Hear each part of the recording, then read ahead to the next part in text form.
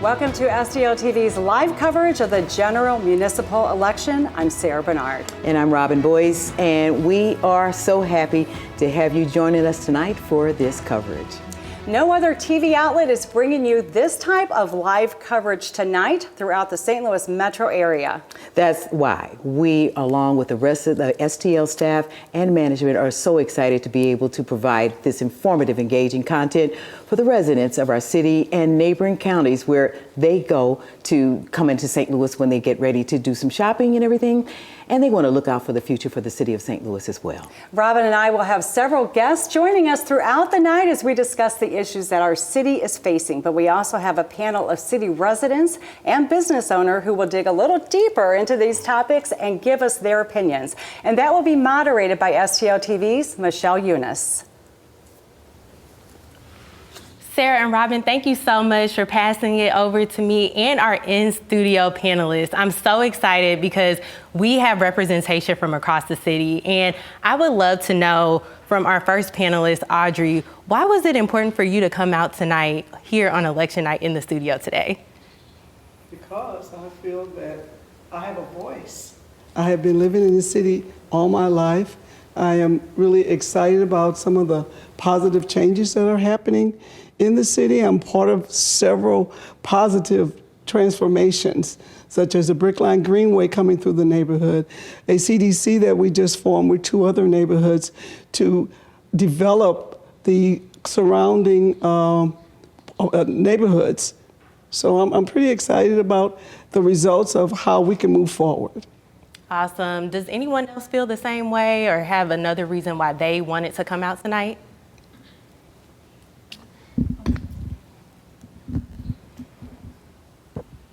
Hello, I wanted to come out tonight because I really love to help community grow. I come from a smaller town actually and work here in St. Louis now, and just coming together as a total community really gives a great feeling of moving forward in the right direction. Thanks, Tiffany. You know, that sense of moving forward is definitely a hot button topic tonight, as well as so many others, and we'll definitely get into that. Savvy, I know that you live in the city of St. Louis. What brought you out tonight? So what brought me out tonight is the motivation to actually have their voice, because I do love to pour into the community, whether it's being a creative, whether it's being able to actually talk to you face to face, or even just being on a live stream now and being very transparent and being able to tell you, hey, this is the problem, and come to a common agreement on a healthy solution versus just out spilling it, you know, how you usually would see it. But that's why I'm here today, have a healthy voice and outsource it in a great way. Wow, so it sounds like we have great representation. You know, we have you from the creative side, we have Tiffany from a small area, but coming back to St. Louis, and then Audrey, you sharing, you know, the Brickline Greenway and so many exciting things happening. So we'll get more into that later tonight. Do not go anywhere, we have more discussion. And Robin and Sarah, I'm going to pass it back to you for more election coverage tonight.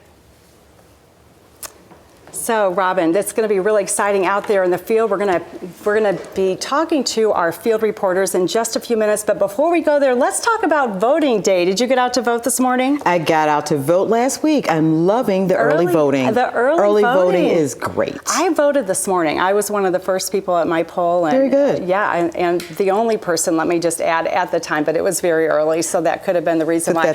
You voted. Do you remember the first time you ever voted? Yes, I do. Yes, I do. What was that like? It was absolutely fabulous. In fact, what influenced me to vote was getting a letter from John Eagleton. Does anybody remember him? Yes. Yeah. I got a letter from him, 18 years old, and I was like, oh my goodness, this man really values my vote. Yeah, Thomas Eagleton, right? It was Thomas Eagleton. Yeah. I'm sorry about that. Thomas Eagleton. Yes, thanks for the correction. And he wanted your vote, and he sent you a personal letter, and you and every other 18-year-old. I thought it was, I said, wow, this is from the senator. So it was really exciting. Yeah, it was and exciting. I think the first time I voted, I was actually studying in Europe and had to do absentee voting from Europe. So I do remember it was a little complicated, but we got it done. So, wow. And that happens a lot with 18-year-olds because they're away at college. And Yes, but you did it though. Yeah. You did it. So, okay, so did you see any families out voting when you were there for early voting last year? It is always fun to see the family come out, and the kids. And It is great to see families come out. It's great to see grandma, grandpa, everyone show up to the polls. I think it's wonderful, and teaching a young person how to vote.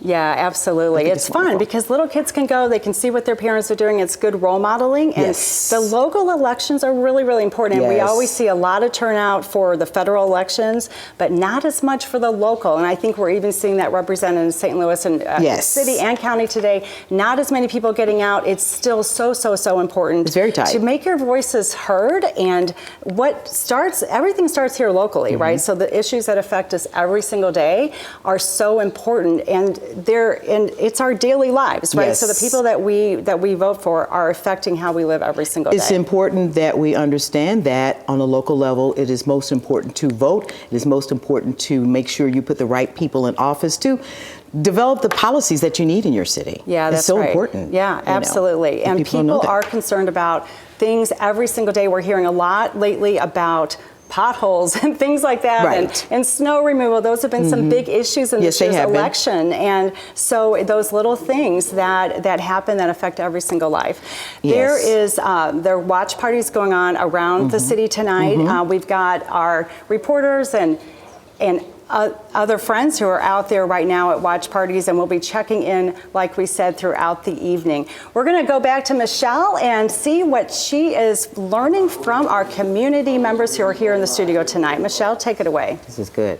Thank you so much, Sarah. You know, election season is definitely hot running, and we talked about federal elections, but that local election really affects our day-to-day life. And we have our in-studio panelist who is here, and I know that they know that to be the case. So, Wanda, can you share a little bit about voting and your experience this election cycle?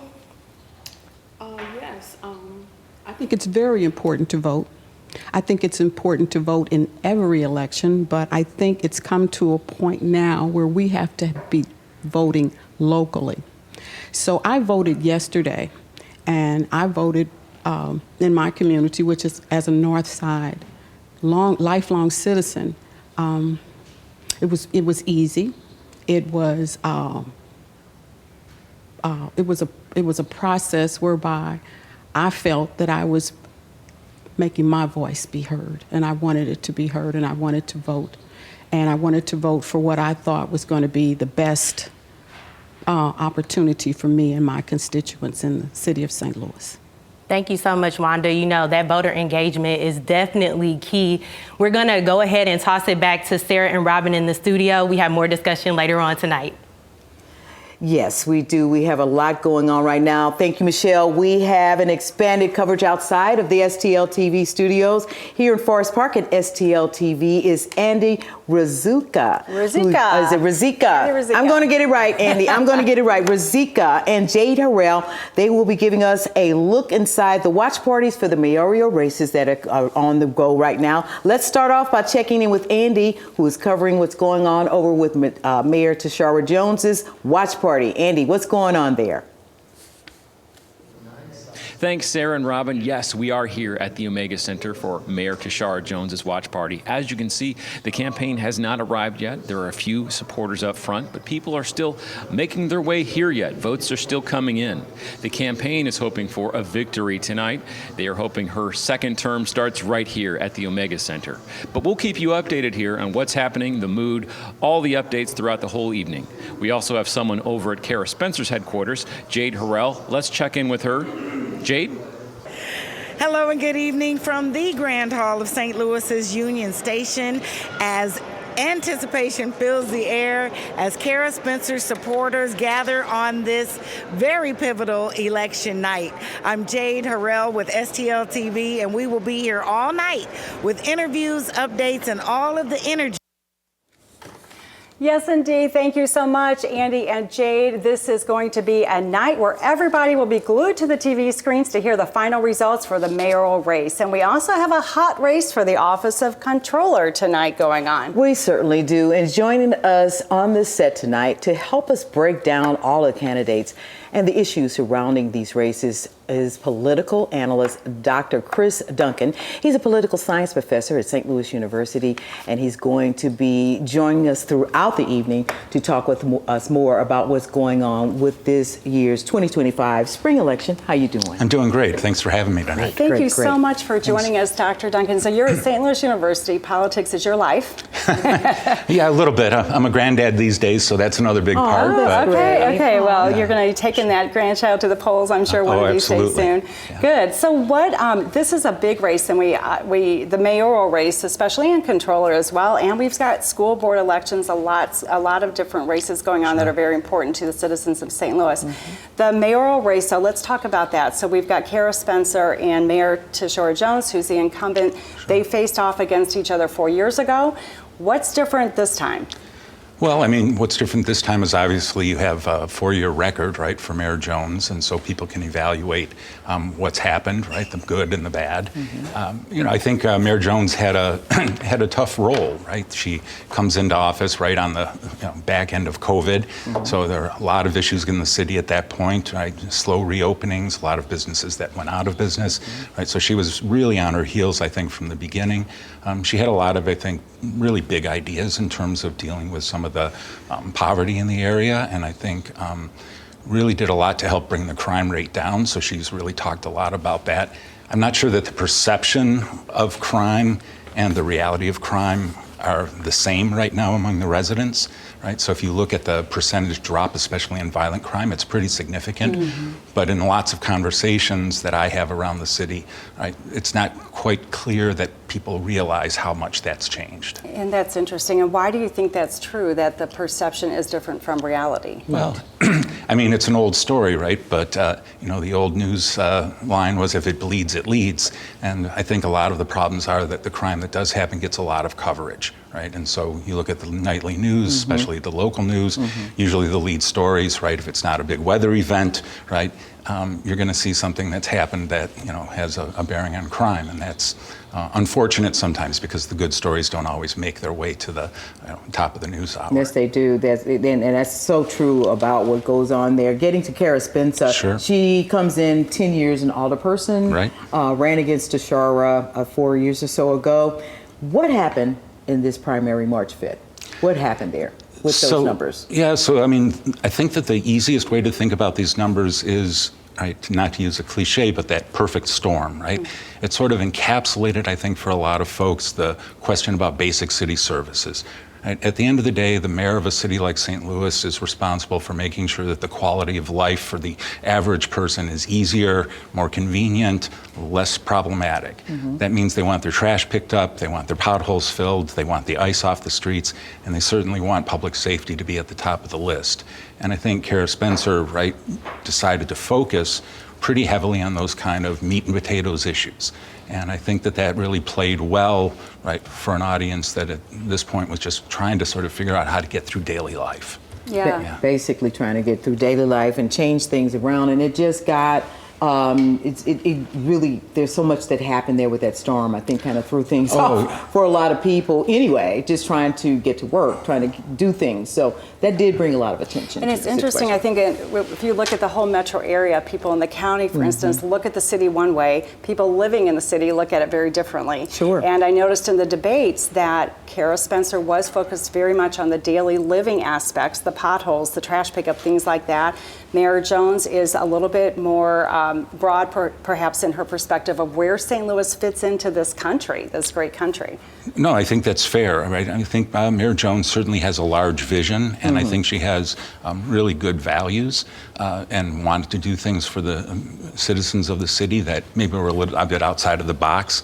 But again, as you put it, that storm sort of encapsulated things for this election. Came at a really unfortunate time.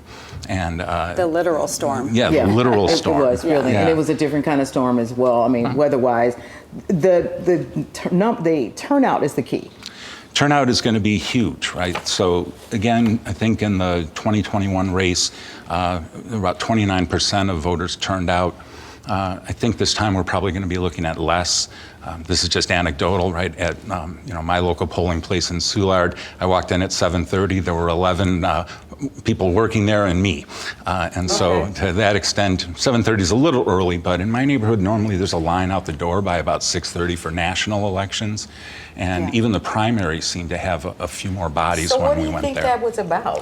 What's going on there? People are not interested? They're not engaged in this election? No, I What's think going on? they're interested. I think they're engaged. But I think that to some extent, right, the mayoral race after the primary, right, the gap was so large that I think that some people thought that the race was sort of over, which I always think is unfortunate, right? Because of course you have two folks who drop out after that, and so it becomes a two-person race.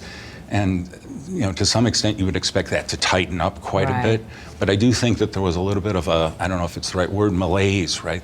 That gap was so large that I think some folks thought that the race was basically over. I don't think that was true myself, but the numbers will decide that for us a little bit later. They will see what's going on with results. We've got a lot of great information, and we're going to go over and check out what Michelle is talking with the residents about here in the city of St. Louis. Thank you so much. Thank you, Robin. There is a lot of chatter and discussion about what's happening in the city, what should be available, and we have our in-studio panel to talk a little bit about that tonight. So, Kay, I would love to hear what's top on your mind when it comes to the city and the things that you're seeing or that you want to see. What are your top issues? Well, I am part of a mobile volunteer organization, 5013C. Mind the Gap, STL, and so we particularly service the unhoused or the homeless downtown along the riverfront on Thursday nights. One thing I would love to see is more support for our homeless population, whether it's mental health, because that makes up roughly, give or take, about 50, if not just over, the homeless population. But more resources. So it sounds like resources to the homeless is most important to you. As a volunteer, that is one thing that is definitely affecting the city. Whether it's wondering why people are not coming into the city, affecting the quality of life for residents that are living downtown. That is one thing that is a priority. Thank you for sharing, Kay. John, what about you? What's top of mind for you this election cycle? Community development, getting people in each neighborhood to combine together as a group to improve their lives as one, and then spilling out from there to help other neighborhoods and eventually connecting the whole city. And so I think any funds, mental power, getting people together would help out greatly with the city of St. Louis. Thanks, John. Do we have any small business owners here or Savvy? What about for you? What is top of mind, and even when it comes to being a business owner? I would say to being a business owner, I was thinking more of creating the third space. And the reason why I say a third space, because as I do my research, I'm on the internet, I'm reading, when kids are getting out of school, they're getting out of high school, it's one of those things to where it's this third space that they're missing. Whether they're getting out of high school, they're waiting for their call, whether it's football, then they may get into a dead-end job and they're waiting.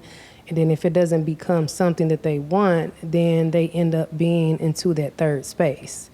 So for me as a business owner, being a talent development company, I try to pour more into the younger community, tell them like, hey, let's develop that idea to make sure you're just not out here having a whole bunch of free time, because free time, that gets you in trouble if you don't know what to do with it. But yes, that third space for me is just like, so I'm out of high school, what do I do? Because sometimes it's a shock to our young people. When we graduate high school, it's like, okay, do I take up an offer, or do I get a job? What do I kind of do? But having a community outreach to help you with that decision would be a great benefit, I think.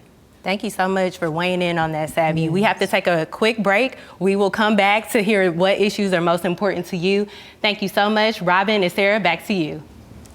Yes, that is great, and it's really nice hearing about the youth of St. Louis, and we're going to talk more about the youth as we go. Right now, we're going to check in with Jade Harrell, who is in the field talking to Walter Bonner, who is a resident of the city of St. Louis. Jade?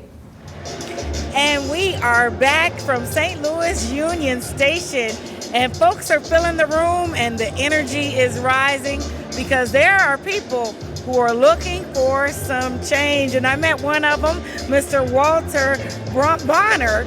And Walter, this your second time around, huh? Yes, I voted for and supported Kara in 2021. I saw then that she was the leader we needed, and I'm glad now the entire city sees that, hopefully, and we will bring victory tonight. Absolutely. And what has had you most optimistic so far about her approach and initiatives this year? Well, she has a good vibe, and it feels good. I think she can bring the entire city together. But one of the most important things about her is I think she recognizes our city. We need a city where we feel safe, number one, and we can grow and thrive from feeling safe. And she understands the importance of basic services that residents need. We need a strong police department. We need a strong city services department. We need that, and we must not settle for anything less. Sure. Well, her campaign focused on core services and infrastructure, and folks will be hoping that that will be bringing home the victory today. We'll keep bringing you updates right here from the watch party until the decision is made. Jade Harrell with STL TV and the general municipal elections and much, much more, especially for the next mayor of St. Louis. Back to you in the studio. Thank you. Thank you, Jay. Joining us now is Brad Dean, who recently took over as the new president and CEO of Explore St. Louis. Brad, welcome to the show and welcome to St. Louis. Good evening. I am so delighted to be St. Louis's newest resident. Yes. I'm delighted to be here. We are so happy you're here. Yes. I'm honored to be a part of this great community. I think this is fantastic. Yeah, we're so excited you're here. So 1 month in St. Louis, running tourism. We need you. This is awesome. Yes. And from Puerto Rico, where you were promoting tourism there. Yeah, I moved to Puerto Rico right after Hurricane Maria. Really? And, they had a lot of challenges in the island, not unlike St. Louis. But you know what? When we work together as a community, great things happen. And for the last 3 years, Puerto Rico led the nation and #2 in the world in tourism growth. And let me tell you, the problems they had here or there were nothing like we have here. So I'm excited to be here and excited about the future of St. Louis. Yeah, so what are you most excited about St. Louis since you're brand new, but what's getting you excited enough that you're going to draw more people here too? Well, first we have to take advantage of the strengths of St. Louis. Number one, the hospitality here is just warm and friendly, and that's a strength. So I think we have to tout that. Secondly, the entrepreneurial vibe here. I mean, entrepreneurs everywhere, all ages, all race, all ethnicity. That's a strength for the community. And as much as we're known as a sports town, when you look at the arts, the music, the live entertainment, not to mention the fact this is a great city and a great region for urban exploration. And that's probably more important today than ever before. I think we appreciate that post-pandemic. So when I look at the St. Louis region, I just see tons of opportunity. And that's a big part of what we do at Explore St. Louis is tell the world about this great region. This is good. Yeah, and is your goal bringing more big groups here, events at the convention center, or smaller groups for smaller travel events? What is your focus? Well, certainly a big part of what we do at Explore St. Louis is to manage and sell and promote two cherished assets, the Dome and the Americas Center. And so big part of our role is to get people here, because once they come to St. Louis, they're sold. But there's so much more to the St. Louis region than just the Dome and the Americas Center. And so a big part of what we're doing is to get visitors, even if they're in the downtown, to explore the neighborhoods. I think the neighborhoods are one of our strengths here in St. Louis. And they really create a unique identity and a vibe. So that'll be a big part of it.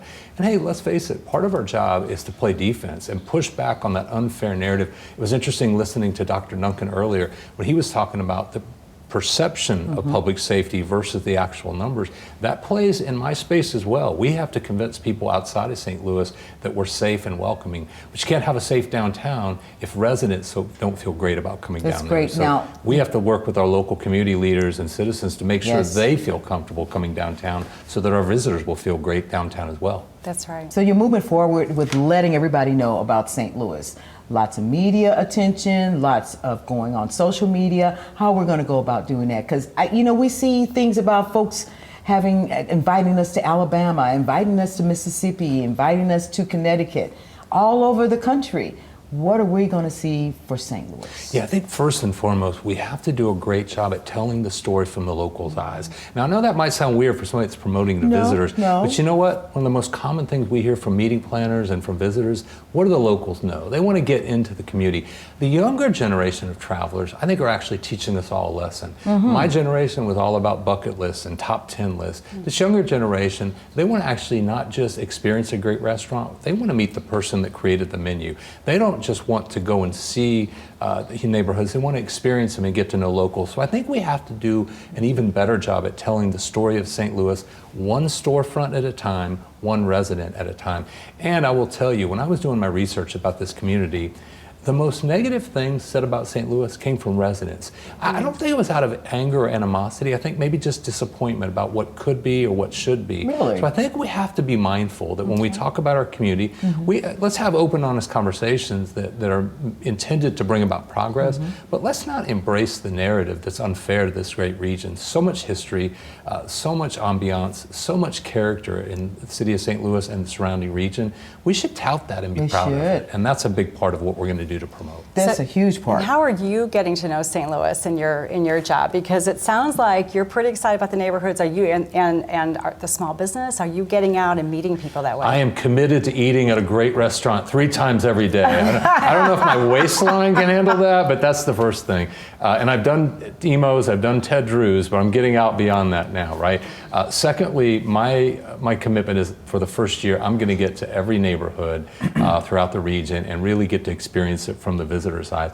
I've also made a commitment that I'm going to live downtown for the first year. Okay. Now, I had to negotiate that a little bit with my wife. I don't think she was necessarily committed to that. But if you're going to promote the downtown, you got to be the downtown. And I want to see downtown St. Louis at all times. And so a big part for me is to get involved in the community, to not just promote tourism, but to help make sure I'm doing my job to make this an even better place to live, to work, and of course to visit. And if we do that, I just think the best days of St. Louis lie before us and not behind us. The best days of St. Louis are definitely before us, and you're the right person for the job. Oh, thank you. That means seriously, a lot coming from you. I love that. the way you come in, you're fired up about our city. I appreciate that. I really do appreciate it. You know, when I was being recruited for this job, I was also being recruited by New York, Chicago, and San Francisco, and I'm not bashful. Well, I can see why. Well, but I'm not bashful saying I chose St. Louis. This is a city on the move. Yes, I know we have Why problems. St. Louis? Quickly, why St. Louis? Number one, the momentum here is palpable. Okay. Number two, the entrepreneurial vibe here is unlike anything else I've seen. Number three, this is a place you can do a lot without spending a lot.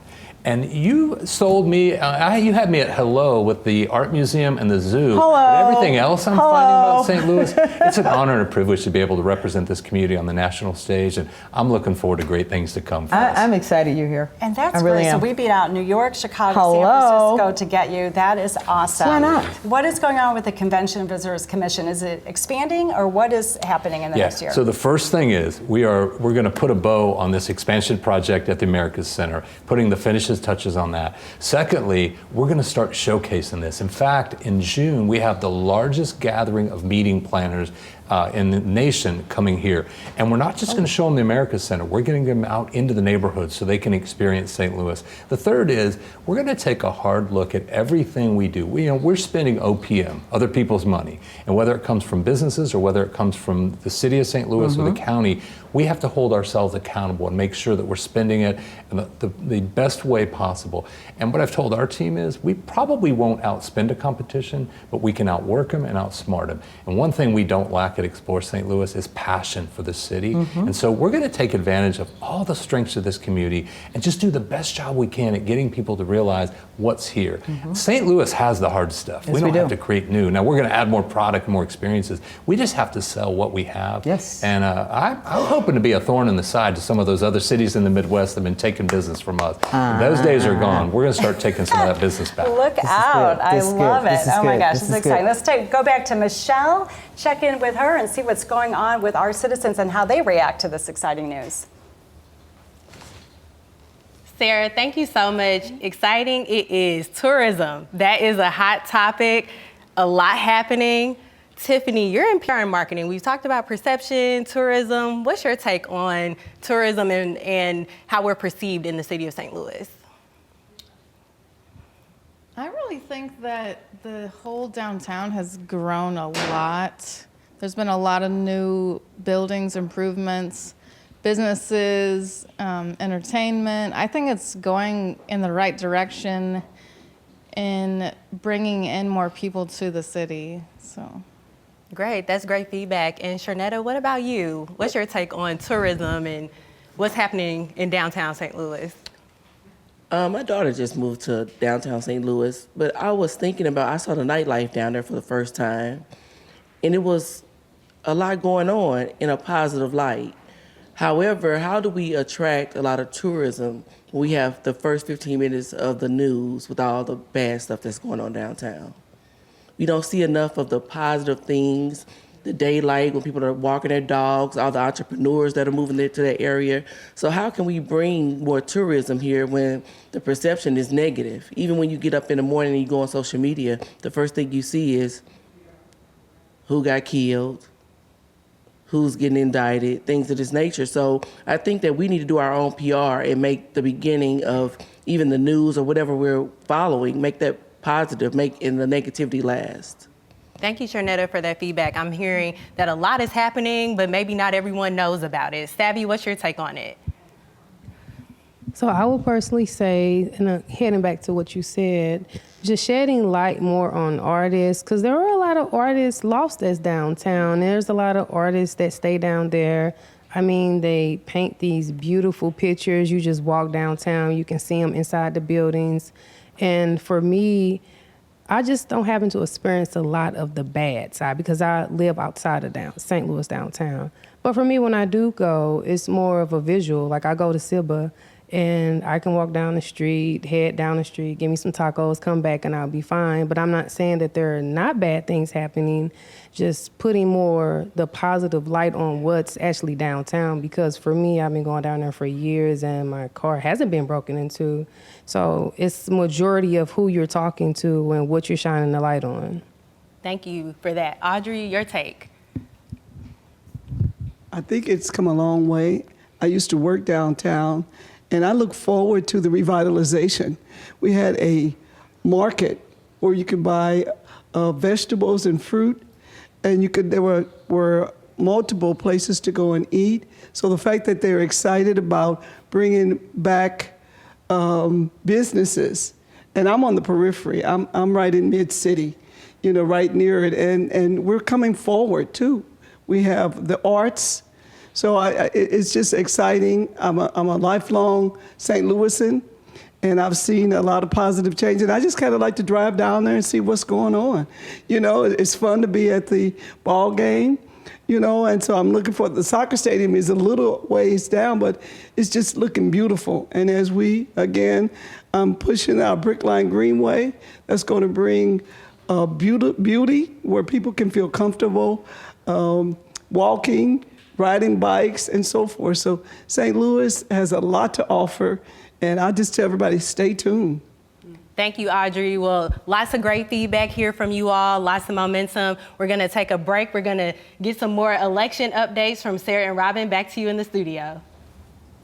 Hi, thank you so much, Michelle. It's so good to hear from all of our citizens and community members about what they love about St. Louis and what they're worried about. We're going to take a look at some midday results and results of early voting. We've got Dr. Duncan here back in the studio with us as well. So first, we're going to see some of these early midday results should be popping up here on our screen. Our absentee numbers. Okay, here we go. So we've got some early results.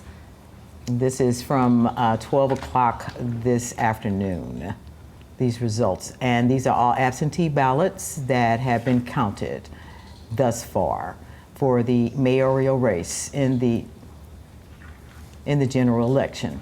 Okay, yes, we're showing Kara Spencer at 72.1% and Mayor Jones at 27.9%. Again, these are early results. These are not final by any means. Dr. Duncan, and here we've got, before we get to you, Dr. Duncan, we've got Comptroller Darlene Green at 41.68% in early voting. It's pretty close here still with Donna Behringer at 58.32%. And these are early numbers, midday. These are not final numbers, so just keep that in mind. We still have a a few hours ahead before we see final results. So Dr. Duncan, thank you for joining us. We're so glad you're here to help us interpret what is going on. You're hearing a lot from our citizens, and we're seeing some early results. So what are you thinking? I mean, first of all, I'm thinking that we're glad having Brad Dean in this town is going to be a good thing. I think so. So that was exciting. So, yes. I hadn't met him yet, Yes. but it was exciting. Yes. Awesome. You know, at this point, I think, you know, it's obviously very early. It's hard to tell where that vote's coming from. So one of the things I'd be curious about is if there was any kind of breakdown about where that vote was actually coming in from, because that would tell us a big piece of the story at this point. It's not surprising.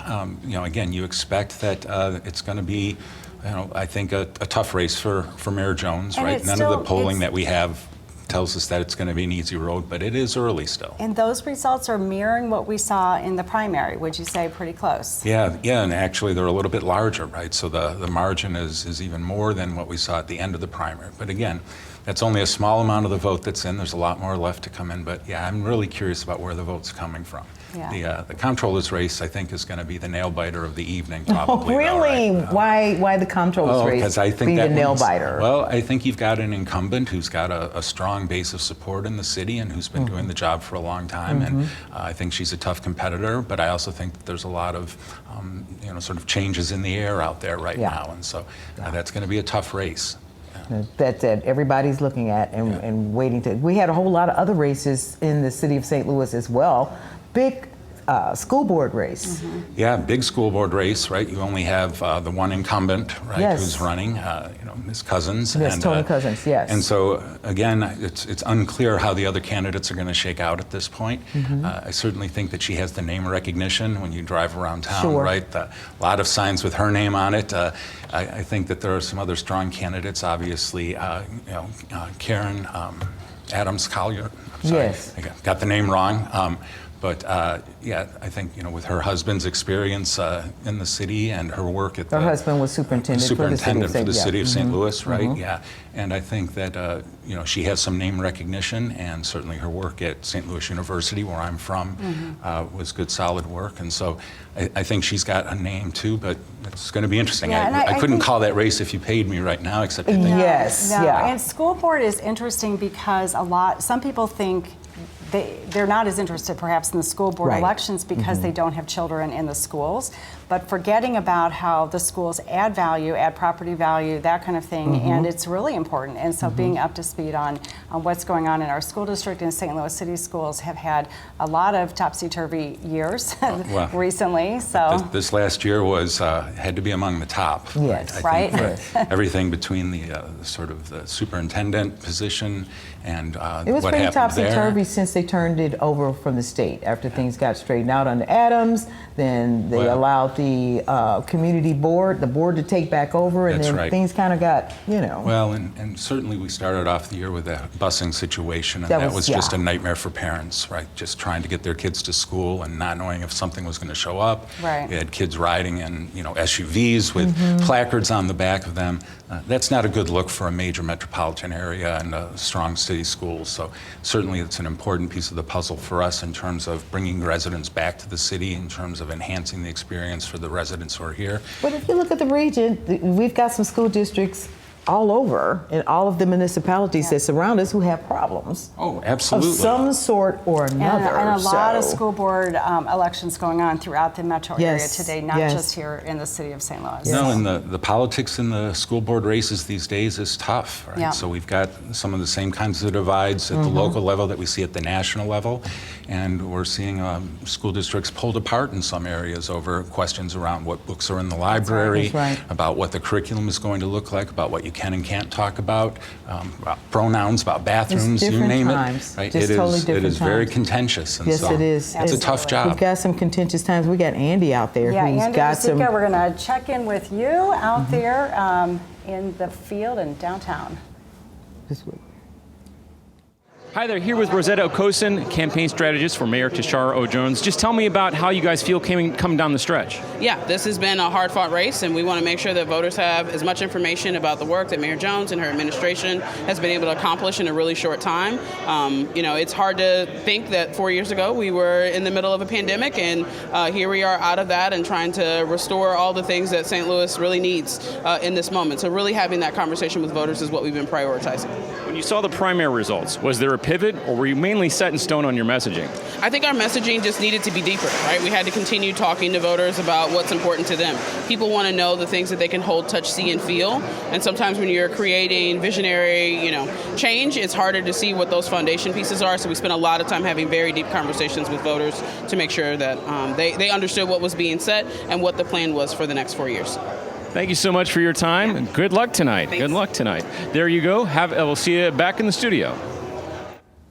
Thank you, Andy. We're joined now by Brandon Williams, the new president and CEO of the Boys and Girls Club of Greater St. Louis. How are you, Brandon? It's so good to see you. I'm doing excellent. It's good to see you all. Yes. Appreciate the time. Most definitely. Thank you for having me. Yes, So most definitely. in our second new person, new Yes, role yes. in a row, we had Brad Dean, who's new running a tourism. Brad is awesome, isn't he? He is awesome. We're Excited to so work excited, with and him. we hear you're awesome as well. And so, how Who told you that? It's the words on the street, and it gets out quickly. So, CEO of Boys and Girls Club of Greater St. Louis. How long have you been in the role? A few months now, right? Yeah, a few months. Since November 7th of last year, we announced it, and January 1 is when Flint Fowler, who was my predecessor, he fully relieved his duties, and so I took over for him, and we've been running ever since. So we about 3.5 months into it, and it's been exciting. And you came from the Battlehawks. Wow. Right? Yes, I did. Yes. So okay. I was the VP of team business for the Battlehawks for the last 2 years, pretty much running everything business operations. was fun. It was a lot of fun. I It was a lot of know, fun. that had to be fun. A lot of Great nostalgia, team. cachet for me. I played in the Dome. I covered the That's right. Rams as well. Former and so NFL. For me, it was a great opportunity. Yeah, so you were the perfect person to inspire the youth of St. Louis. That is a big, audacious goal for you. I love it. So No. we think Brad's a perfect person for tourism. You're the perfect person to handle all the youth. Well, thank you. I appreciate that. Me personally, being a club kid, grew up in in our Matthews Dickey Club, and so I understand kind of what the youth perspective is. I have young children myself, and so really trying to lean in and give them opportunities so that they can be successful. Some of your panelists talked about that third space, and we talk about that as well. And we want to create pathways. We have different programs that we already have built in that has been going on for years, right? That the city has been supporting, and so we're excited for whatever the transition may be, whoever is coming in or whoever is still there. We know that the city is still going to support what we are doing with the youth because it's important. And for our viewers who aren't as familiar with what the Boys and Girls Club of Greater St. Louis does, can you give us a little bit about your mission? Yeah, well, our number one mission is to create greater futures for the youth of St. Louis. That we do that by providing a safe space to help them build character, grow leadership. We have over 18 different programs.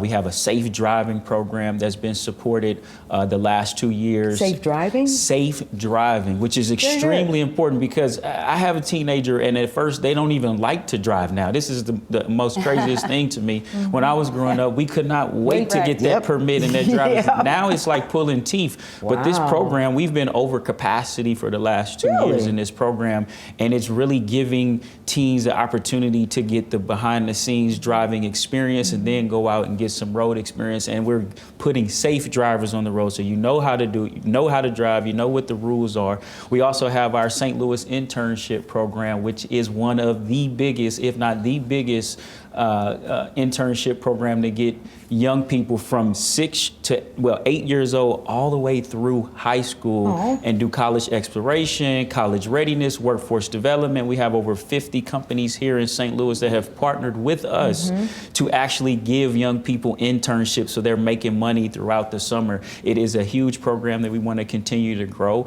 City of St. Louis has invested in that as well. The CDA has put money into that, into our after school programs, which is what people most know us for is our after-school That's right. programs, but that's not all we do. We have swim programs because that is an important thing as well. A lot of drowning deaths happen because either you're scared, you have this fear of swimming, or you just don't know how to swim and you're playing around a pool. So those are big pieces for us, and we think we can solve a lot of the issues when it comes to youth violence prevention in this city, and it takes a community.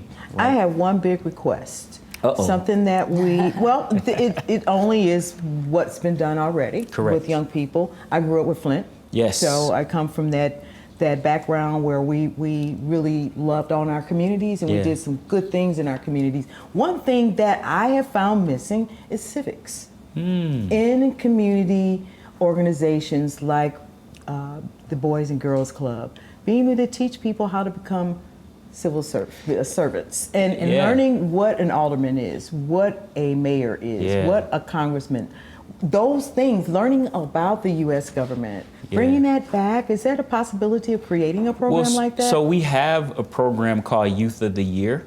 And they go through some of those types of activities. They learn how to do a community project. They learn how to run a board. They are board president and members, and then they interact with the city. And then they actually, as you continue to progress through the program, you get the opportunity to go to D.C.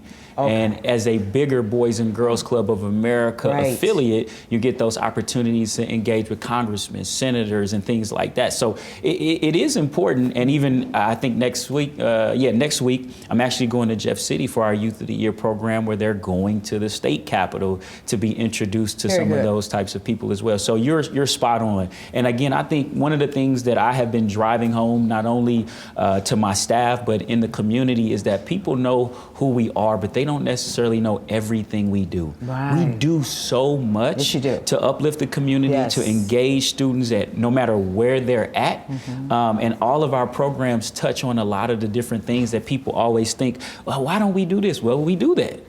So it's important to just get the word out. So Brandon, how many youth participate in the programs right now? Yeah, so this past year we engaged about 25,000 youth of the St. Louis community. So you're not only in the city, but you're in St. Louis County as well? Yes, we are in St. Louis County, we're in St. Louis City, and we also have a club in Bethalto, Illinois. So we're in that's why we call ourselves the Greater St. Louis Boys and Girls. I didn't know you expanded to Illinois. Right. Okay, so, very good. And 25,000 youth are participating. Is that where you want to stay, or is there a goal to grow the programs? Well, I think in anything that you do, you always want to find areas where you can grow, right? And I think creating more opportunities to engage our youth, creating more programs that create stickiness, right? We don't just want you to come to the club one time a week or for one program. We want you to create some consistency in your life and your daily activity and make the Boys and Girls Club a part of that. We have several locations all across the city, also in Bethalto, as I said. And so there's opportunities, right? I know when I was growing up, I started off in the summer program, and that's where everything happened for me. And then I started playing sports, and it just kept spiraling from there. So are there some specific directives to getting our youth off the streets and into some of these programs? Well, yeah, I think it starts with us getting the word out that we have access to these programs. Summer program being a big piece.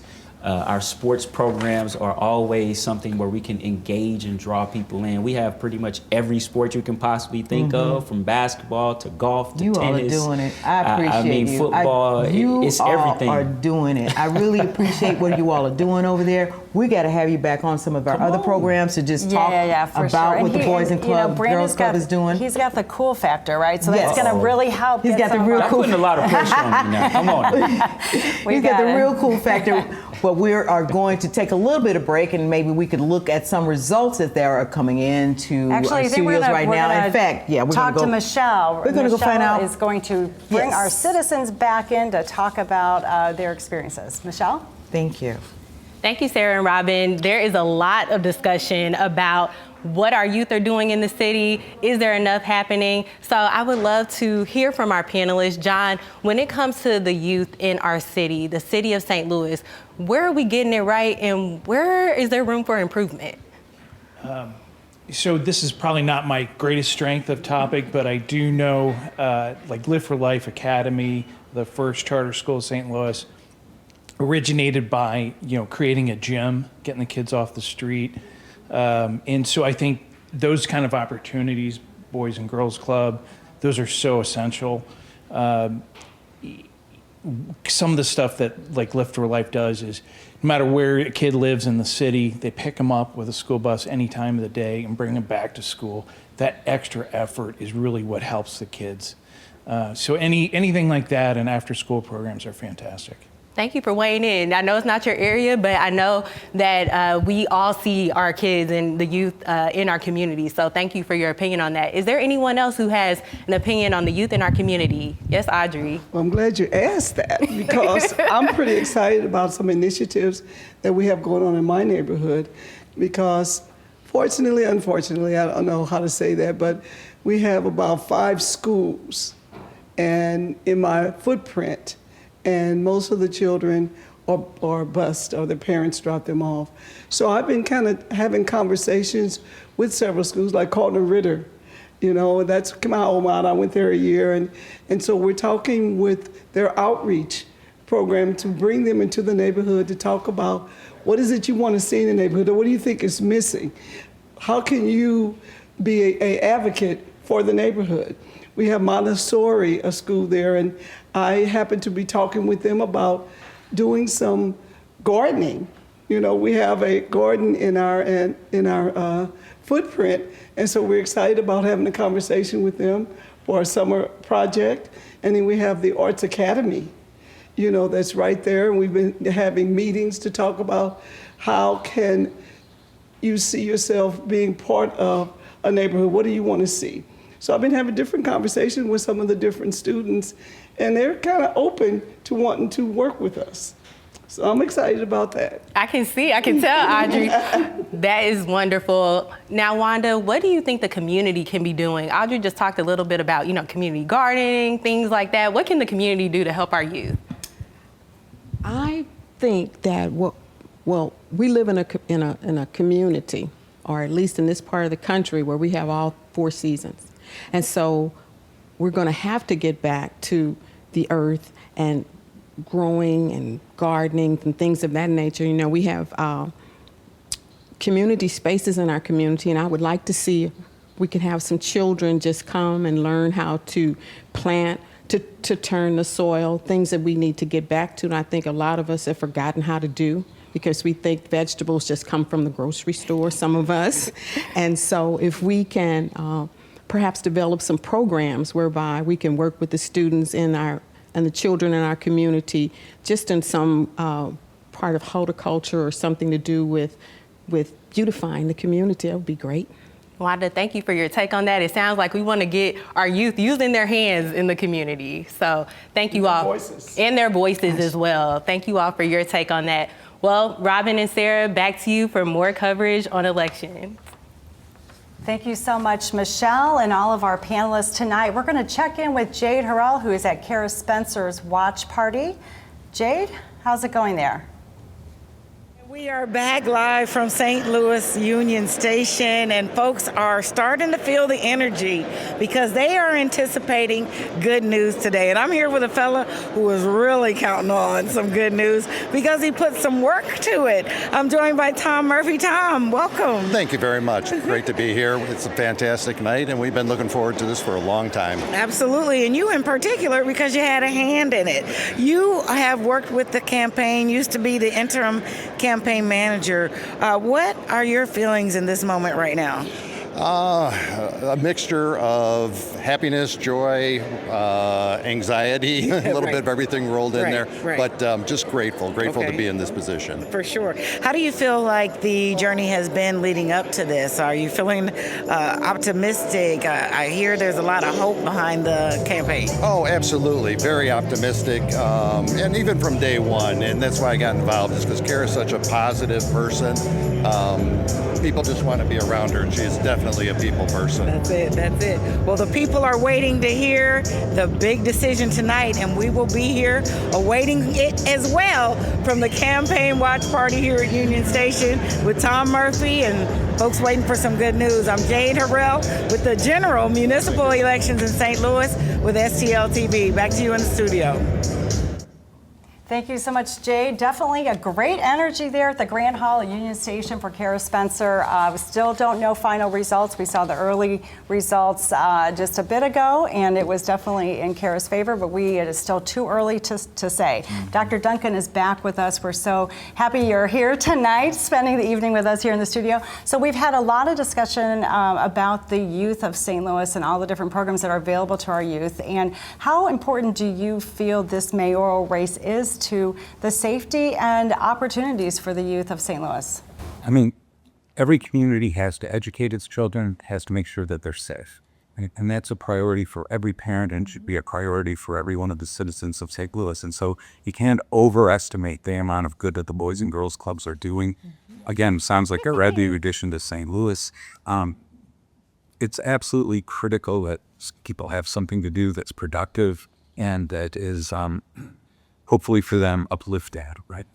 Being out on the streets late at night usually doesn't bode very well for young people. It did when I was young. I don't think it bodes well for the young people today.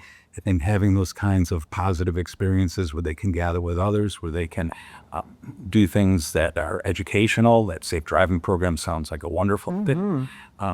It's critical. And again, it's really one of the things you measure the health of a community by: how well it takes care of its young kids, how well it takes care of its adolescents.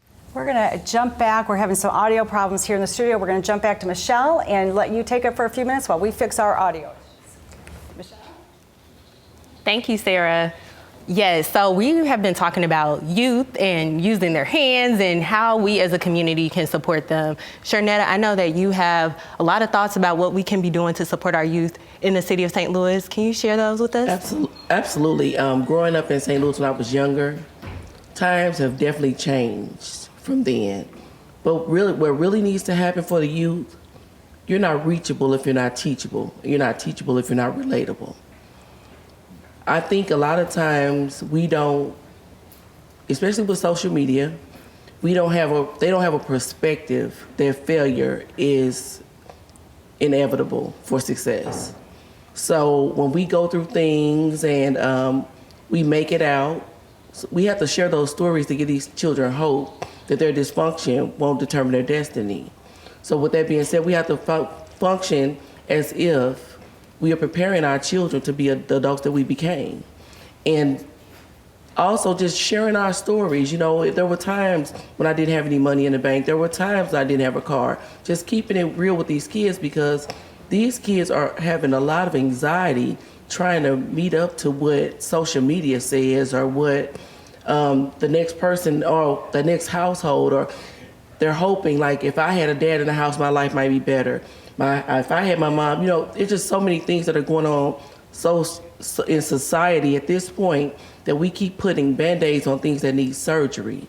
So we need to really get to the bottom of, like, when we had the village, if you weren't going to school, the neighbor was going to tell somebody else and they would come to your home.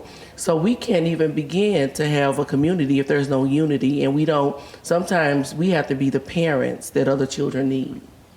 It sounds like a true community effort. Thank you so much, Sharnetta. Well, we are going to go ahead and toss it back to Sarah and Robin in the studio. We have some more updates on elections and coverage. Okay, thank you so much, Michelle. And special shout out to about 30 crew members that are here in the studio tonight. Live broadcast, you never know what's going to happen. And we lost audio, but we got it back. So Dr. Duncan, so glad we're going to get back to you and talk about all we were talking about the youth of St. Louis.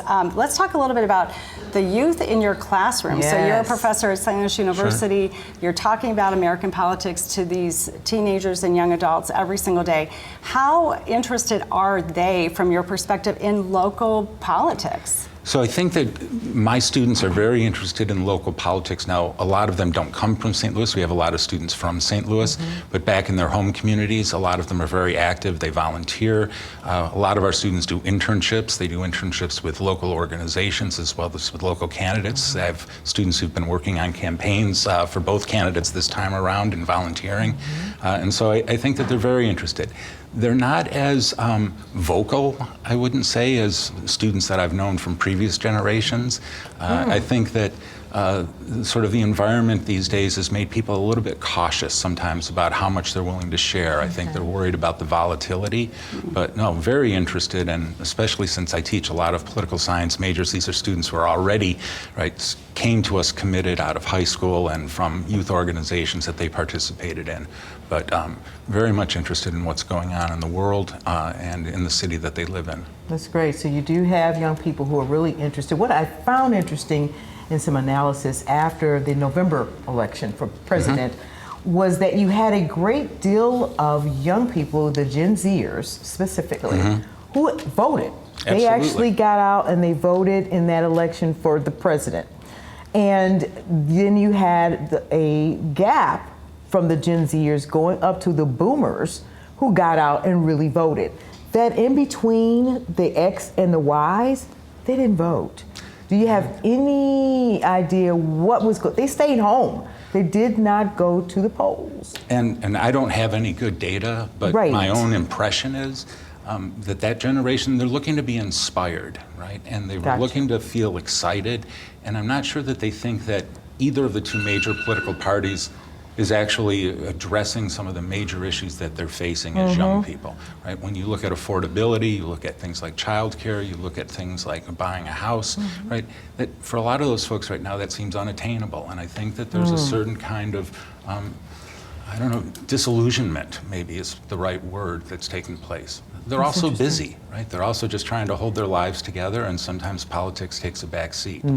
But the younger folks were very enthusiastic last time around. Right? Just really excited Absolutely. about that election. So our incumbent Mayor Jones, or perhaps Kara Spencer, depending on who our next mayor is, how important is it for them to focus on the youth? Whoever our mayor is has a lot of other things going on and things to focus on. So business development, crime, police staffing, all of these things, but youth opportunities. And we talked a little bit about this when your audio wasn't working, so I wanted to circle back to it. It's important. So do you think that either candidate is focused on the youth of the future of St. Louis? So I think that both of them take it very seriously. I didn't think either of them made it a highlight of their campaign. Right? I think that to some extent, right, they focused on their core messaging and that, well, the youth are important. I didn't hear a whole lot about that. I might have in this particular race, right? It wasn't front and center for me. No, it was not. And so to that extent, I didn't hear them speaking to it. I believe it's important, obviously, to both of them. And I believe those candidates do Absolutely. have a strong backup for young people. And both of them are single mothers, and they talk about that and how important, I think, they each have a son. I believe Kara has a son as well, and they each talk about their kids and how important that being a mom is to them. And how difficult it is to be a single parent, right? All of the nuts and bolts of just keeping your life together between getting out of the house in the morning and making sure people are fed and clothed and taking their baths and not being out on the streets at night and getting into trouble. That's a full-time job, and yet these folks both have other huge full-time jobs. Right. Exactly. They are actually out here trying to make sure crime's going down in the St. Louis community. They're trying to make sure families are safe, just like they want their families safe. And it's a big job to actually take on a position like a mayoralship or a comptroller or even alderperson, because you're responsible, you're a steward over that community. Well, and your accessibility is 24/7. Yes, right? it is. There's just not a time of day, I don't imagine, that both of those phones ring and that they are expected to be on call, and whatever else is going on in their lives, sometimes that has to take a back seat. Yes, it does. And Kara Spencer has built a reputation on answering her phone from her constituents, and I do wonder if she's going to be able to keep up that level of her response if she does become the mayor, or what her plan is for that. Yeah, I think at some point, there are only 24 hours in your day and 168 hours in your week, and I don't care how great you are, you have to figure out how to spend that time. And she's going to have to make some decisions about how to maybe farm out a little of that work if she happens to be the next mayor. That's great. So we've got to go check out what's going on in the field right now with Andy. Andy, what's going on out there? Thanks, Sarah and Robin. I am here with Teresa. She's a poll worker and a volunteer with the mayor's campaign. Can you tell me how you feel coming into tonight? I feel excited. I think we're going to win. I was on the south side in Holly Hills neighborhood in Kara territory, and at least half the voters were, giving me the high five and the thumbs up, and so I feel like we're going to win tonight. Do you feel like the campaign has done a good job of reaching voters all over the city? Absolutely. I've been canvassing on the south side, on the north side, and everywhere in between. Excellent. Well, thank you so much. Back to you guys in the studio. As we continue talking about some of the issues that are going on in our community in the forefront for our voters at this time, we're shifting our focus just a little bit to crime and continuing to get community resources in the community. And one of the organizations that I know is near and dear to me is Better Family Life, and our CEO, Mr. Darrell G. Grimes, is here today to talk us about BFL. Thank you for having me and for inviting me. This was kind of a surprise. I've been in Washington all last week and got back Sunday, and things have just been moving. Yes, so they have. I wasn't sure if I was going to make it, but I'm glad I did. It's a good surprise. Good surprise for us to see you here. Yeah, I'm glad to see you. So tell us a little bit about Better Family Life. What are you doing for those of our viewers who aren't familiar with your organization? Well, Better Family Life is is an agency that was started about 42 years ago by my predecessor, Malik and Deborah Ahmed. And I took over as CEO about 6 years ago. It's been 6 years It's been now? 6, yeah. Wow. Okay. 6, Wow. yeah, yes, it's been 6. Wow. And so, we're trying to carry on. Malik set a good foundation for us. I think that we are moving forward. Collaboration is a big thing with Better Family Life, so we are trying to make more partners and do more for the community. I kind of work by the theory that, there's not one agency, not one mayor, not one anybody that can do it all themselves. And so we're trying to recreate the collaboration. I was listening to Brandon and his programs, and we mirror a lot of those programs. We're basically set up on 5 pillars of programming, and that is housing, workforce development, youth and family. We're with cultural arts and workforce development. We've just now really starting to break into mental health. Okay. And very good. Yeah, it's really needed. The pandemic, of course, kind of brought it to light, but it's always been there. We all need counseling. Well, the pandemic brought on all kinds of changes with reference to how the community operated, how we operated within the community, Absolutely. And what we needed to do at that time. But you all were there for folks. Yeah. You made sure people were taken care of. It was dangerous times because we didn't know anything about this thing, this virus that was flying in the air. But you all were there. Yeah. You were boots on the ground. We stayed open. We Yes, you did. serviced our clients. Those who could go home, we let go home and work from home. But we still had people to feed. We still had children to worry about, to help tutor, to get them along because the schools were shut down. So we were still doing a lot of things that we normally did. I'm one of those that can't work at home. Okay. So I was there every day in the office, and thank God, everybody remained safe. It was tumultuous times. But Yes, it was. You did really well for the community. Now, what's going on with Better Family Life? Well, right now, what's going on is, we've kind of shifted a lot of changes coming out of the pandemic, people coming and going, and we kind of shifted our focus to younger children who need our help. So our crime interventions that we use now are geared toward 11, 12 years old. We need to get to them at an earlier age, and then the follow-up is following them up through high school. We did a kind of a 3-year longitudinal study that was conducted by Brown School that really brought to life where we should be starting with the children, and the follow-up. You know, not turning them loose and saying, okay, you graduated from middle school, you graduated from high school, we're going to follow them all the way through. And if possible, have scholarships waiting for them, have things for them to do. A lot of our youth that we've followed are now working for us. Very good. Yeah, they're working for us, and we're very proud of that. That's probably what, second or third generation of yes, something? Yeah, after 40-something years. So, Daryl, it starts at home, and I know you would agree with that. Everything starts at home. What issues are you addressing to help build stronger families in our community? Well, we're looking at education, period. A lot of times, what we're finding is that the parents sometimes don't understand themselves about the work that they need to do. So we're making sure that we are working with them in the after programs and in the before post programs, and we think that we can make a big difference. We have a huge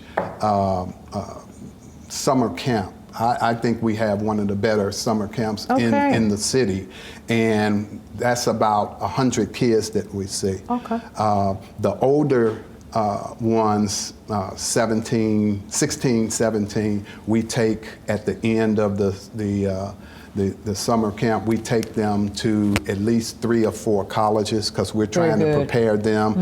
If it's HBCUs, if it's other colleges, we're there. And Got to bring them on over to Southern Illinois University in Edwardsville. Check out what's on that. We'll be there. I had to, y'all. We'll be there.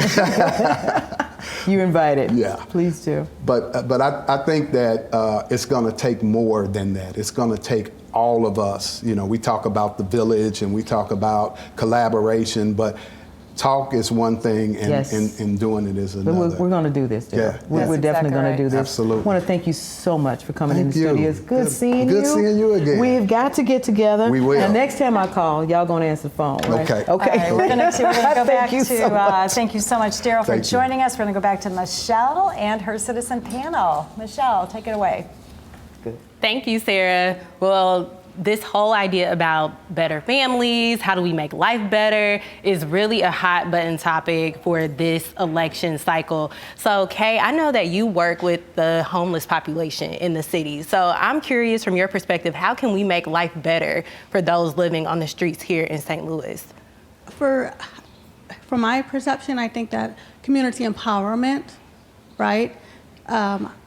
Individuals that are unhoused, that are homeless, tend to wander. They tend to not have resources, so that's one thing that makes them wander or travel, you know. But community involvement, knowing the community coming together to help those that are helping the unhoused or that are helping others in the community, whether it's the home setting, whether it's the youth, just coming together as a complete community, you know. Homeless, like any other matter that's affecting our city or that our community, is not an individual responsibility or a job. It's all of us coming together to make that change. So organizations partnering together with common mutual respect and like-mindedness. So we're serving the community. Let's come together and support each other. Thank you for that insight. Ben, I know that you work with our vibrant community here in the city of St. Louis. What are you seeing boots on the ground? Repeat the question, I'm sorry. I was saying, I know that you work with the community and we have such a vibrant community here in St. Louis. What are you seeing when it comes to like actually being on the ground, working with citizens? How can we make life better for them? Yeah, absolutely. I think the number one issue for the community that represent the Latina and the immigrant community is that we need allies at the local level. At the federal and at state level, right now we're fighting for our lives. It's a crisis right now. We're being targeted, whether folks who are undocumented and don't have a pathway to citizenship, to folks who have been invited to the country, given legal status, and are having that being threatened. To today, citizens, the current administration threatening citizens being sent to El Salvador prisons. So we really need the local government to be an ally. And I'm not even going to talk about the humanitarian value. The economic value of making St. Louis City a welcoming place for immigrants is huge. We're losing population. We need to be able to bring immigrants to St. Louis. They're starting businesses at incredible rates. They're raising families, paying taxes. So I think that's super key for St. Louis, and I hope that our next mayor, our future mayor, is supportive of that. Thank you. Sharnetta, what can we do in terms of making life better for our neighbors here in the city of St. Louis? What I was thinking about when you were asking the previous questions about the homeless, I think we have to have the down home respect. You give the same respect to the janitor as you do the CEO. You know, the question these days is not what's wrong with them, it's what's happening to them that has placed them in certain areas of their lives that are not meeting their needs. So we just have to go back to those hometown morals and values that we grew up on. This new school stuff don't work. And, you know, nobody's homeless because they want to be. You know, we just don't know what happened, or, you know, even the disparities of other people. We really need to own in on the mental health of these people in St. Louis, because so many people are so angry about what's happened to them. They don't know what can happen for them. So we just have to be very, very mindful of how we treat others, and even our body language, and not look down on anybody, and just be welcoming in St. Louis, because we're the show me state. So we have to show people that we are who we say we are, and we are a bridge over troubled water, but also the gateway to the Midwest. Thank you, Sharnetta. Thank you for weighing in on that important topic. We're gonna go ahead and toss it back to Sarah and Robin in the studio. Thank you so much, Michelle. We really had some good conversation here about mental health. We talked about that with Mr. Grimes from Better Family Life. Those are some big topics that are on the minds of residents in the St. Louis area, and that would be a big job for the mayor, whoever that person may be, coming up. But we've got a little bit of news, don't we, we've got Sarah? Some unofficial final results are actually coming in right now, so we're going to take a look at those on our screen, and it's really pretty much what we saw midday results. So unofficially, these are our results. So 64% for Kara Spencer, 34.8% for our incumbent Tashora Jones. So looks like we may be having a new mayor. And for the Comptroller position, Darlene Green at 48.47% and Donna Behringer 51.53%. It's a very close race. We did just hear in from people who are at Donna Behringer's watch party, and the mood there is very, very upbeat. So they are getting these unofficial final results just like we are. So things are some people out there are very, very excited. They are very excited. So Dr. Duncan, we've got you back in the studio. So happy again that you're here with us this evening. So what are your thoughts on what we're seeing on our unofficial, and what does that mean, unofficial final results? So how officially unofficial is it? So I'm not sure what that means exactly, right? But at this point, right, it certainly means that all the votes aren't in yet. That means that there's still at least a touch of uncertainty, but with the margin that we're looking at right now, it looks almost insurmountable for Mayor Jones, right? At this point, that's too big a gap at this point in the evening to make up. I'm not sure how many total votes we're going to see, but we're getting pretty close to the numbers that I remember from 2021. And so in that regard, what we saw in the primary really has held up. I'll be honest, I'm a little bit surprised that the margin stayed the same here, given that you had two other candidates who received votes in the primary, so you'd have thought that maybe it would tighten up a little bit, but it really hasn't. Right. So four candidates on that primary ballot. So the people that voted for the other two that didn't make it, what happened to their votes? And there was certainly Mayor Jones was expecting that a large majority of those would move towards her. Yeah, she absolutely, I think, believed, especially with the endorsement from the other candidate, that she was going to pick up a significant number of the votes that he received. It just doesn't look like it's happening at this point. And again, we're getting pretty late into the evening. And so I'm guessing over at the Kara Spencer watch party that things are getting pretty jubilant. And sorry to say, I'm thinking probably over at Mayor Jones's party, it's a little bit more dour and sour. Yeah. Those are some of the makes and the breaks in politics. You lose some, you win some. I've seen some elections that have been absolutely gone through the roof, and I've seen some where they tanked out. It could have, and it had everything to do with turnout. Yeah. and people coming out and voting. I mean, elections historically in the spring are always light. Sure. And why is that? Well, so I mean, one of the things that you don't have in the spring, obviously, is sort of that top of the ticket, right? So you don't have a presidential race, you don't have a so gubernatorial it's all about race, the presidential. you don't have a senatorial race going on. But the other thing is, right, Americans have a lot of elections, right? There's a lot of fatigue. So we just voted in the primary. Before that, we voted in the presidential election. Before that, we voted in the August elections. Yeah. You're asking people who have busy lives, right? Again, I think everybody ought to do it, ought to be a good citizen, but the truth of the matter is, right, you're asking people in the space of really 6 or 7 months to turn out 4 or 5 times in some cases, and there's a little bit of fatigue, I think. Absolutely, but it's a wonderful right that we have as citizens to elect 100%. the people that run our cities and run our states and the country. So it's not to be taken lightly. Well, absolutely not. When you look at the number of people who bled for this opportunity, right? Yeah. People in the civil rights movement, people in other movements around this country for their right to vote and the sacrifices that they made. The and suffragettes the value back that we in the had. 1800s. Suffragettes, right? You name it. And then you look at the places around the world where people would absolutely kill to have the opportunities that we have to participate in electing their own leaders who don't have that chance.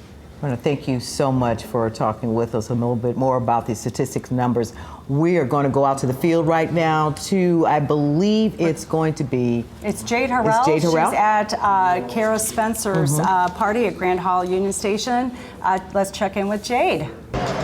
Yes, we are here, and a wave of excitement has just swept through this entire room as updated numbers put Kara Spencer in the lead. The applause, the cheers, and even some tears abound, and it's all here. For many, the momentum represents more than just a win. It's a call for new momentum. It's a call for change, new accountability, and a new way of governing. We'll continue to bring you news from the campaign to see if this lead holds. I'm Jade Harrell with STL TV, continuing coverage for the mayoral election 2025. I barely could stand in this spot. They came inside chanting and cheering as the early numbers show a wide lead. And folks here were definitely ready for it. Union Station echoed and resounded with applause and cheers and enthusiasm. And by the sounds of the conversations we've been having, folks are more than ready to see their city thrive. And it's been a true pleasure to bring you some of the energy and the perspective, as well as the point of view that Ms. Spencer has, and the opportunity that we have to make a difference in our city, and that's what STL TV is here for. Stay with us for continued coverage. We're coming back to you in the studio. This is Jade Harrell from St. Louis Union Station. And joining us now in the studio is Alderman Daniela Velasquez. And your focus is immigration that we wanted to talk with you about. It sounds exciting about what's going on down there right now at the campaign headquarters for Kara Spencer. But we're here to talk with you a little bit more about some of the things that you're dealing with in your ward. And you became alderman. When was that? 'Cause I was 2023. 2023. And so glad to have you down there. How's it been being an alderman? Well, some days are more exciting than others. Today's one of those exciting days. It's going to be quite a whirlwind when we get back to session. I know, I'm How sure. do you feel Next about these unofficial final results that we're hearing? Well, I think we are going to see a lot of change. I mean, we're going to have 2/3 of ENA is going to be different when we get back. We'll have at least 2 new aldermen because obviously That's Joe right. Vollmer is not coming back. He's not coming back. Matt Devoti, that was an uncontested race. It was. Because of these results, there will be a special election in the 8th ward. I think in the next 90 days there'll have to be one. So you all will be back here maybe. That's right, for Kara Spencer's but there seat. will have to be another election. That's right. And then I know the rest of the aldermanic races remain the same, but that's a lot of change. It's a lot of change, a lot of It's change. a lot of change, but it sure looks exciting out there at Union Station right now. So can you tell us a little bit about your background and what made you decide to get into politics in St. Yes.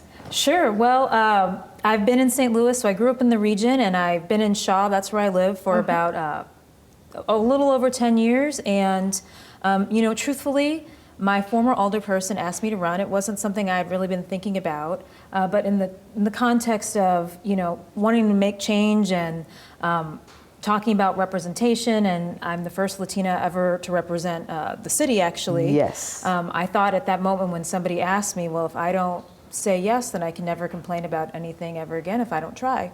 I love it. So I tried. You did, and you did it. And I won. Yes, you did. So I've been in Yes, you office. did. It's almost 2-year anniversary, midterm for my term. Mm-hmm. I'm up for election in 2027. And, you know, I think we've done a lot of things since I've been elected. I've done some work on vacancies, some legislation with municipal ID. We were pulling the stats for the work that the ward's done, and we've processed over 860 different CSB requests and tickets since I've been elected. So it's been a little bit busy. Yes. But, you know, there's a lot of work to be done, and excited to be and grateful to have the privilege to do it. Wow. Immigration has been a heavy force in the national news. How is that settling in St. Louis at this time? Because I know we have a lot of great immigrants that are here in our community. So how is that looking with references to the city of St. Louis really commandeering and being a part of blending people and keeping communities together? Well, I'd say if you look at the history of Missouri and the history of St. Louis, I mean, we are both a state and a city built by immigrants. And so, you know, I think when we think about the newer waves of immigrants, you know, I mean, the state was settled by German immigrants, the city was settled by German immigrants. Then in the, 90s, we had, the biggest refugees from Bosnia outside of Bosnia. Yes. So immigrants they're not new to St. Louis. No, they're not. And now we're hearing all this really anti-immigrant sentiment in the federal government and all this discussion.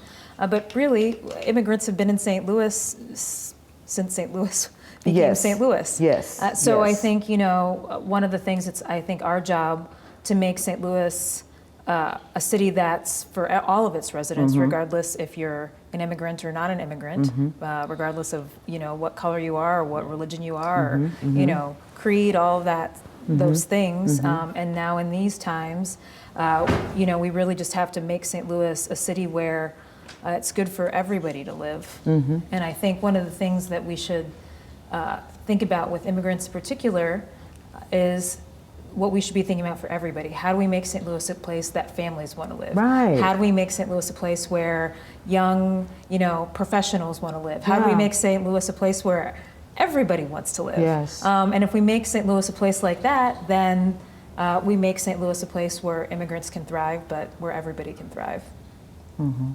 We really need to, at this point, look at how to take what we have, immigrants who are in our community, and strengthening those kinds of ties, those ribbons, and making a difference.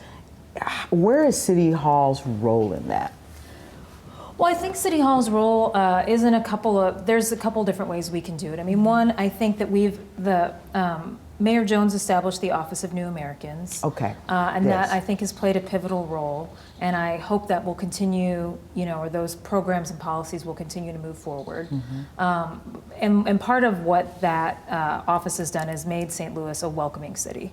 And again, what makes St. Louis a welcoming city is a place that makes it welcoming for everybody. And I do think that's important, not to de-emphasize immigrants, right? Or not to de-emphasize that, but what makes St. Louis good for families makes it good for immigrants. I mean, so I don't, it's important to remember that, because we need more families. We need, again, if they're immigrants, yes, and if they're, people who move from California or New Mexico or New York. I think the other thing that we can do is we've done, in addition to making it a welcoming city, I think doing things that we would do for any other group in our society, right? Making sure that we stand firm and steadfast against discrimination. Frankly, standing firm against xenophobia. And again, that goes back to what's the kind of place you want to live. I want to live in a place where I'm not scared of the government because of what I look like or what my name might sound like. Sure. And I think that goes for, if you're an immigrant or not. Again, I think making St. Louis a place where it's friendly for families and it's good for small business, those are also good things for immigrants. I mean, Most immigrants definitely. have had a lot of times immigrants are index above average on small business as small business owners. But again, where small business thrives, the economy thrives. It does. So these things are not, it's not that something, I think it's I just want to be clear that something that's good for immigrants does not mean it's bad for everybody else. I think a lot of things that are good for immigrants are really good or great for everyone diversity else. works. Well, and I also think what you're talking about ties very much into what Brad Dean was talking about, who is our new head of tourism for St. Louis, and how great the people of St. Louis are, and how friendly and inviting and open, and every single person in this community makes a difference in attracting more people to our area, whether they live here or visit here. Yeah.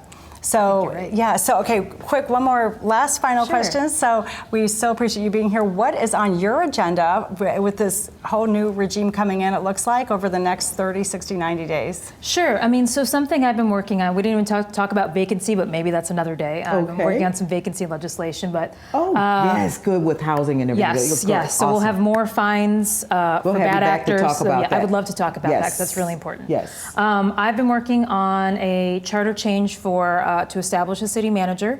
Yes, I filed that bill. This is news. Okay. I filed that bill back in January. I put it on what we call the informal calendar. I basically paused it because we had elections and things. Yeah. I've been working on it during break.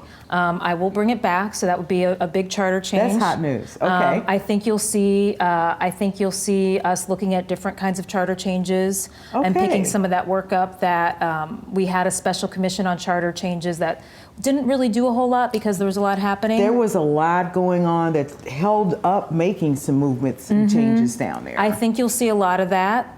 I think this is, my belief is that some of the things that we see in government happening every day are because that we've got a really antiquated old structure. It's a bit old. It's a bit old. That's a nice way of saying it. It's a bit old. Thank you so much. We've got to have you back, but we've got to go out to the field to Jade Harrell at this time. She has some more numbers and information about where she is at this time. I believe it's at Kara Spencer's headquarters. And we are back and the energy is rising, and I tell you, when people say they're optimistic and hopeful, this room is evidence of just that.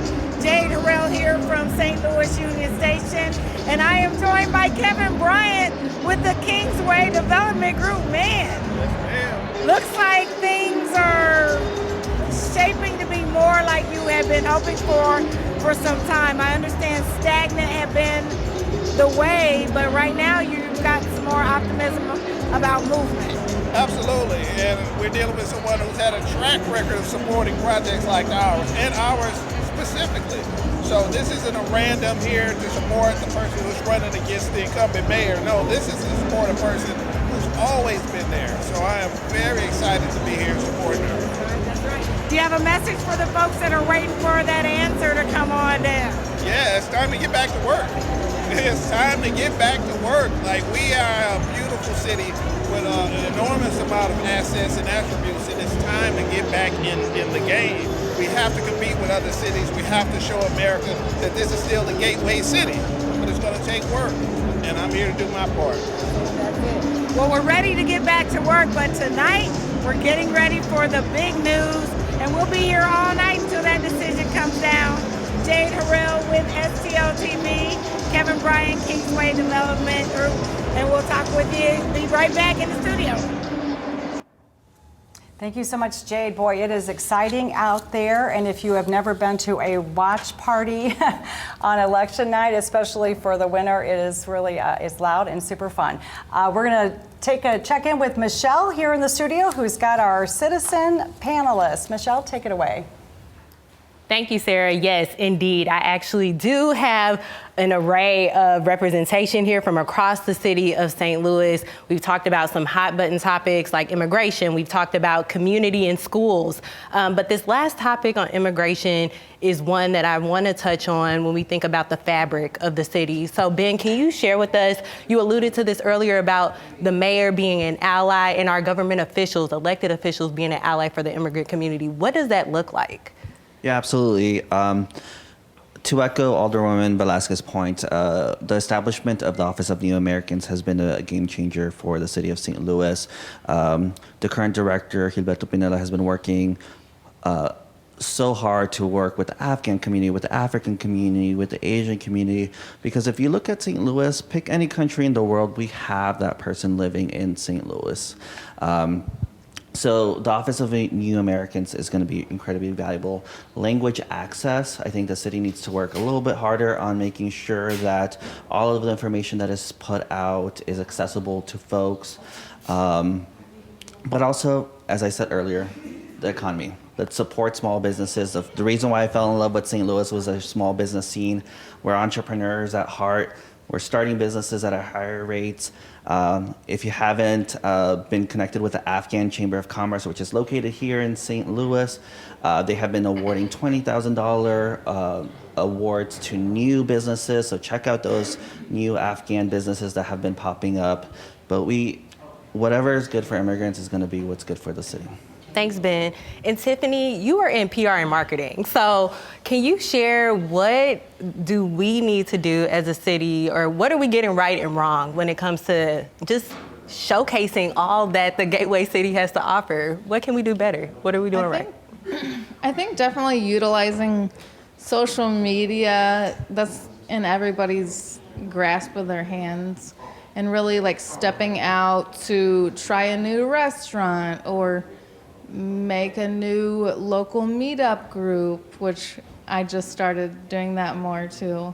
And really getting to know more of the community and trying different areas, giving your business to a new business owner and just trying something new. Thank you for weighing in on that. And John, I know that you are a business owner. Can you talk a little bit about your perspective? Yes. I've done some development work in kind of inner cities throughout the country, and one of the greatest connectors is a coffee shop. In the past, it was schools. We wish that was true today. But with the cafe, we're trying to get people all from all the neighborhood. And so many times people are like, oh, they're neighbors, and they had no idea. So it's really neat to see those connections happening and with other businesses. And it's really been an eye-opener for me to embrace so many different other business owners and help all the small businesses. Thank you so much. Well, these are great insights. We are going to continue the discussion, but for now, we have some updates with Sarah and Robin. Go ahead and take it away. Thank you so much, Michelle. Thank you so much. We've got a lot of great information for you. And here in the studios with us right now is Tim Persons, who is president of Tim Persons and Associates, LLC. He's a public engagement person who goes out and talks with people.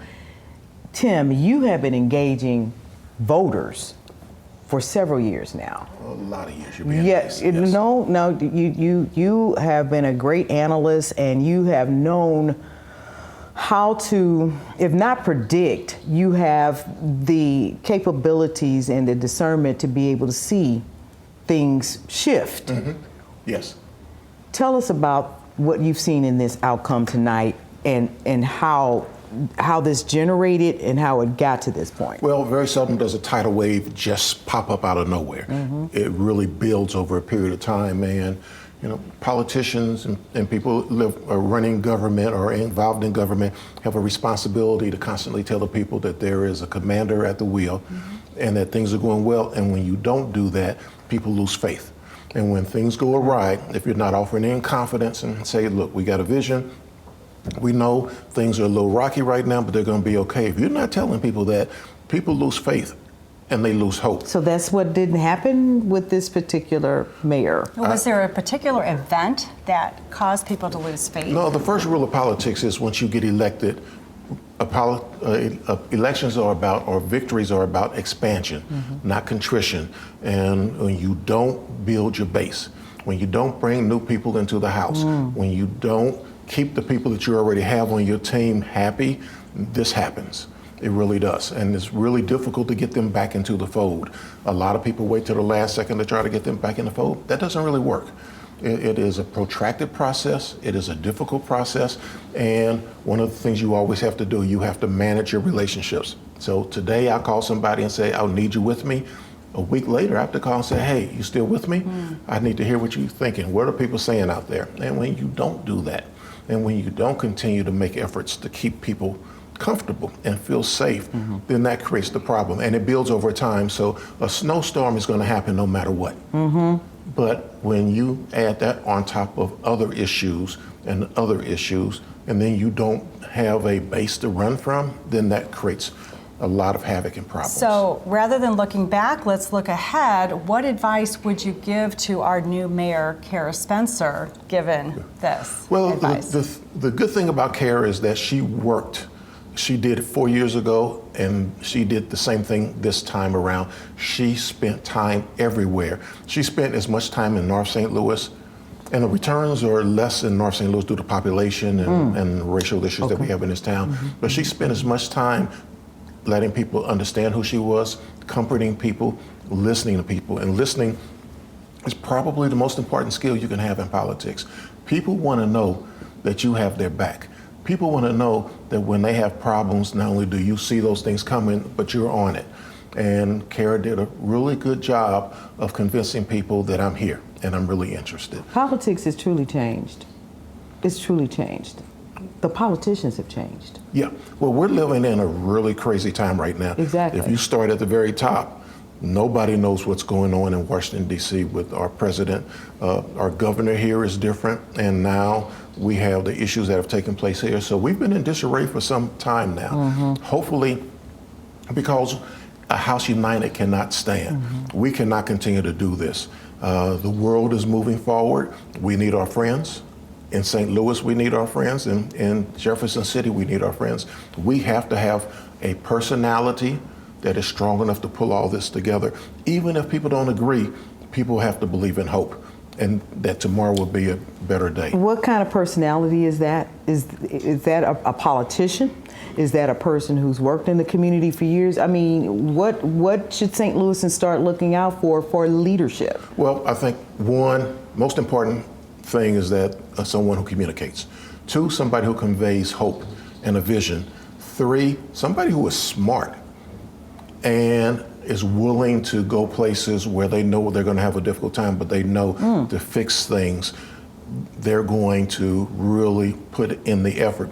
Larry Bird said, people said he was lucky. He said, the harder I work, the harder I practice, the luckier I get. The same thing is true with elections and politicians and governance. You really got to work hard, and you'll see the benefits of your labor. Even if things aren't going well, as long as people believe you're trying, you're going to be okay. So Kara Spencer is known for being a good listener throughout her years working in city politics and on the campaign trail. But is she going to be challenged by this? Because now she's going to have to bring together lots of people who didn't vote for her and people who might have different opinions, people who don't know her as well from different wards. So how do you think she's going to do under I think she's going to do well. She's a tough lady. But that is the plight of every politician. You got to be tough. And you got to be willing to go into the lion's den. And I've known Kara for maybe about 10 years now. She's a tough lady. She will go places. She will go places I probably wouldn't go. So she will build friends, and that's really important. Okay. What do you think her top 3 issues should be? Well, I think 1, reinstilling the hope in the city as a whole, pull our people together. 2, delivering basic city services. 3, address the crime problem. And even though crime is going down statistically, the reality is that crime is a perception. But when you see people running red lights and stop lights and ignoring rules, those are crimes. When you see people carjacking or people stealing, that's a problem. When you see folks running around downtown with guns, that's a problem. But I believe she's ready to take that on. One of her biggest challenges is figuring out how to deal with our budget. For one, the new rule related to the takeover of the police means that $45 million is going to come out of our budget. Where's that money going to come from? Right. Because we can't raise taxes, and talk in Jefferson City is getting rid of our earnings tax, which provides over a third of our budget. So she's going to have to make friends in Jefferson City, as well as have a very strong team that is willing to hit the ground running. She's got a really small window to get into office. This is great. Tim, thank you so much for your pleasure. Thank you for analysis on the having me here. situation. We really appreciate you to come in tonight to talk about this mayoral race, and we didn't get a chance to talk with you about some of the other ones, but we got to have you back to talk more about what's going on in St. Louis. We're going to go over to Michelle right now to talk more about what is happening in St. Louis and the election. Michelle. Thanks, Robin. So we've been talking a lot about what needs to be the focus, what we have focused on in the past, what are some ideas for the future. DeMarco, I would love to hear from you. What do you want this new administration to focus on as we think about the future? Yes, so as Mr. Pearson shared about the making sure you're having a great team that is connected with communities is going to be, to me, one of the number one things, because that's one of the biggest challenges. Also, population. Right now, St. Charles has a higher population than St. Louis City. And now St. Louis South City has a bigger population than North City. So if there is such thing as power in numbers, then our numbers and our power is depleted.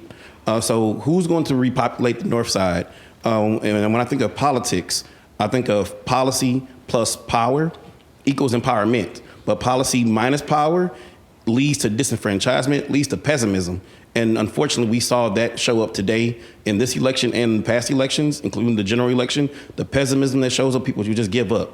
So there are so many people in St. Louis City, St. Louis County, and somebody who has run for Congress all over St. Louis City and in the first district total. There's a huge amount of pessimism that we just don't trust. We don't believe that politicians are really looking out for the everyday person, for the everyday business owner, for those who may not be able to speak up against the regime or even notice what's going on with Jefferson City and how they're treating St. Louis. So I think the soon-to-be mayor-elect is going to have her hands full, but she got to make sure she has a solid team who's going to make sure that they are absolutely listening and bringing policy and power to every single ward, to every single precinct in St. Louis City.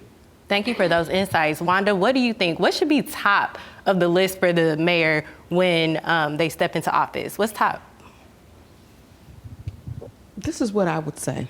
And as a lifelong North St. Louis resident, I have not seen the interest that has been placed on the north side of the city of St. Louis like I've seen these last few months. I don't know what has happened, but I notice as I drive across the city from north to south, I see change has already taken place. I see roads being repaired that I've never seen before. And I know that something is happening. Whichever person wins this election tonight, I hope that whatever I'm seeing at this point on the north side of this city continues, because I've never seen it before, and I've never seen it like I'm seeing it now. Kings Highway, Union, all of those streets something is happening. Our streets are being paved. There's been a lot of conversation about the snow and not having the streets plowed. That's never happened.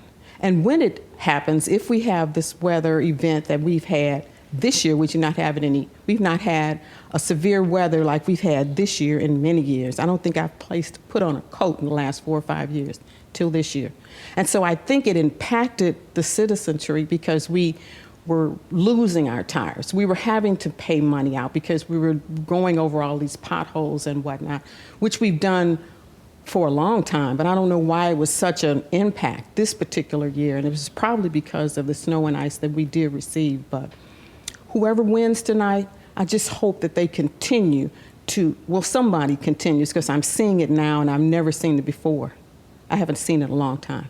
So let's have a continuation of equal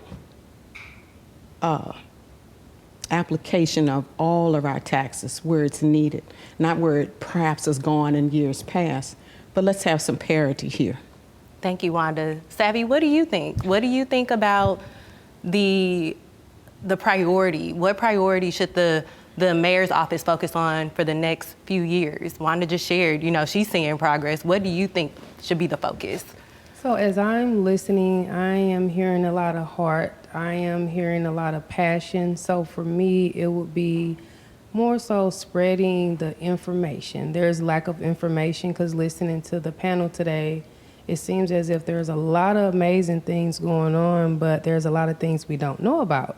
So if we don't have this information in front of us, not only we can't make the right decision, but we don't know which way to go.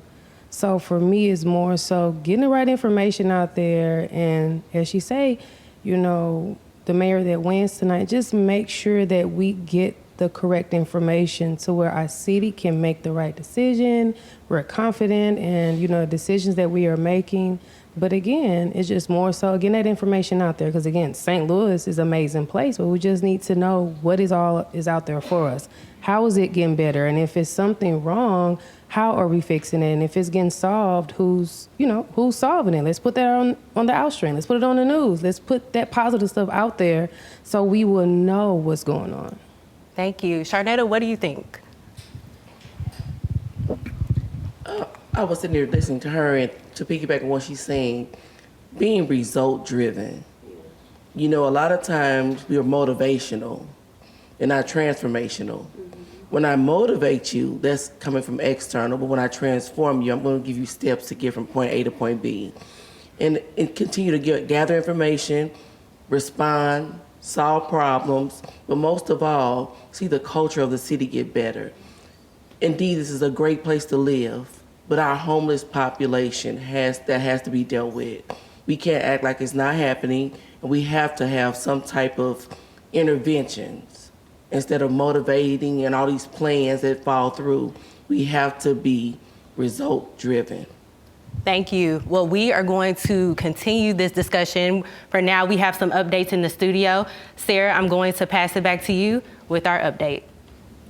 Thank you so much, Michelle. And, Robin, I think one of the things that I'm hearing from our community members is just a need for more communication. We've had some amazing city leaders and community leaders in our studio tonight with some great programs for families, for business owners, for immigrants, everybody that is here, and we just need to get the word out about what those programs are so people can take advantage. We have a fantastic city. We have a lot to celebrate. We have so much excitement coming up with some new people in City Hall, and I think we just need a communication plan. What do you think about that? I think a communication plan is on the top shelf and probably one of the number one things St. Louis needs to do better. Yeah. They need to brag on themselves. They need to talk about the great things that we have. I had the best fun when I got a call to put together a promo for 314 Day. And that, I got such a big kick out of doing that. It just made me think about St. Louis and all the great things that we have here. There's so much, and we've had, like I said, so many great people here tonight. Yes. And Dr. Duncan, thank you for being with us for these 2 hours of really interesting interviews and interesting people and interesting election results. And what is your thought after this, all this tonight? I mean, first of all, I just like to say it's been educational, listening to the members of the community with all of the different things that they're involved in and their vision. It's impressive. The guests you've had on makes me feel really good about living in the city. Yes. I was very excited by all of them. It's, I think needs to be said, if it's all right, that these are tough jobs, right? And anybody, right, whether it's, Mayor-elect perhaps Spencer at this point, or whether it's Mayor Jones on her way out, they deserve a lot of admiration and respect for being willing to take the sort of slings and arrows and to, in lots of cases, put their own interests aside in the name of the common good. And so win or lose, I think that they deserve a lot of respect for just putting themselves out there. That's a really great point, because these leaders, our elected officials, they are putting themselves on the line every single day with the decisions that they're making. Yes. A lot of Yes. criticism, no matter, and Kara Spencer will face the same thing, Absolutely. no doubt. Lots of scrutiny is going to come her way, most definitely, just because of the controversy of the election, some of the things that were said, and we'll see what happens down there in City Hall. So looking at St. Louis from a broader perspective, so we have St. Louis City, we have the entire metro area, which includes the county, and then beyond that, the state and the country. And in St. Louis, and we heard Brad Dean talk earlier about how he passed up New York, Chicago, and San Francisco to take this job here in St. Louis promoting tourism, which is a huge feather in our cap, for sure. Absolutely. So what role do you think Kara Spencer, as our new mayor, can play in getting and bringing people back to the city of St. Louis from just not only our metro area, but all over the country? I think that that's a really tough ask, right? I mean, one of the things that I think is problematic right now for St. Louis is that immigrants were, right, a real source of vitality, and we're helping to backfill, right, some of those folks that we've lost over the years, and that's going to become more difficult now, right? The regime in Washington now is making it very uncomfortable for immigrants, and folks feel pretty insecure, and cities that are, you know, more predominantly blue, as we talk about them these days, are going to come under more scrutiny. And so I think it's going to be tough. But again, your last guest, I think, is right. You've got to provide a positive vision. The folks over there who were talking about communication, about making sure that people knew what was going on, that they were brought into the loop and given, I think the one young woman said, right, the right kind of information to make good choices and good decisions. That's going to be critical. With Kara Spencer, I wish her a whole lot of luck for all kinds of reasons, because I'm making my life here. My kids are making their lives here. But I would say she has set out what I would say very measurable goals for herself. So 4 years from now, people are going to ask 4 or 5 basic questions. Has the population gone up? Are the potholes filled? Is crime down still?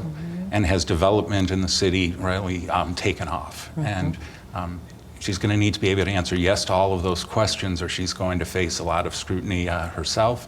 And those are hard questions and hard things to deal with. So again, I'm nothing but hopeful and wish her a lot of luck, but it's a heavy load that she's going to have to lift. It looks like there's going to be a change in the Comptroller's office as well. Yeah. That is a position that basically deals with making sure that the dollars and the taxes that come into the city are reported correctly, and that they go out to the budget directors and other individuals within the city of St. Louis and make sure the bills are paid for the city of St. Louis. And I think that she's going to have a pretty steep learning curve. I think there's some good experience there, but this is a bigger job, I think, than most people have ever tried to take on. And the two of them together in new roles, how do you feel about that as a citizen? Should we be concerned? I mean, we're always going to be concerned, right? I think what we have to do is be as supportive as we can, be critical when we need to be, and again, ask good questions and make sure that we're getting the kinds of answers that the citizens of the city of St. Louis deserve. I think, again, Kara Spencer has done a very good job at constituent service. I happen to live in her ward, and so I've seen her up close and personal, and I've seen that kind of work that she puts in.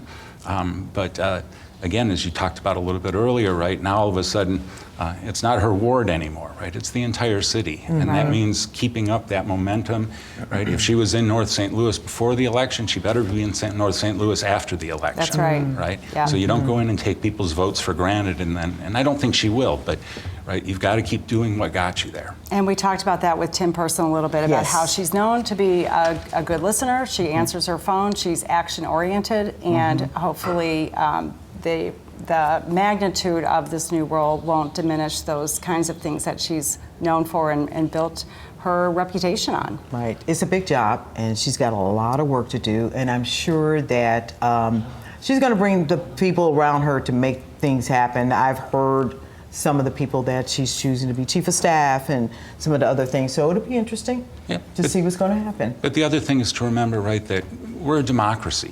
We elect leaders who are supposed to be of the people and for the people.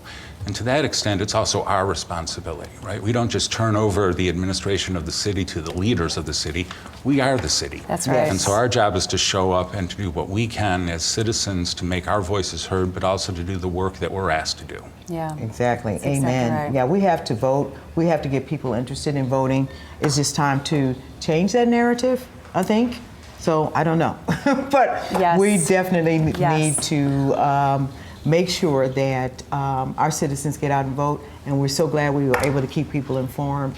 We're going to be closing out things here in just a bit with the coverage that's going on in the St. Louis area. We want to thank the staff of STL TV and management staff and everyone for putting this great general night, election night together. Thank you so much to the panelists that were with Michelle and talking about several things that are going on in the St. Louis community. You all give yourselves a hand of applause over there. We thank you so much for joining us tonight.